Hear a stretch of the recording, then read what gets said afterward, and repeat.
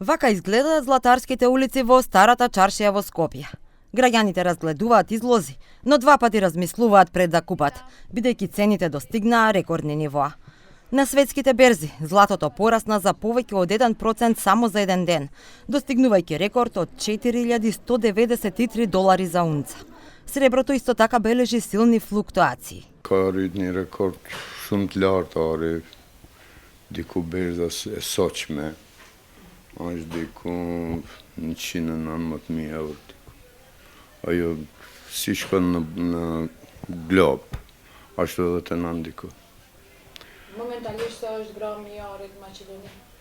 Momentalisht i 14 do me thonë diku, që është i vjetër, diku mrinë ofër 70 euro gram. Kanë shumë të qytetarë kur kanë shpytje për nakit që blejnë, ndikon shumë, s'ka shitjet.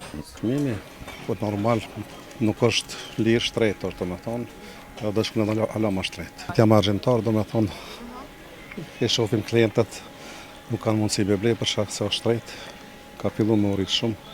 А како ова влијае врз купувачите? Gjithsesi njerëzit blejnë ma pak, se normal shumë shtreta. Se kam marrë lira, para 2-3 viteve edhe në Gjermani kam blej, janë konë 400 euro, 390. Tash janë bëhë 600-650.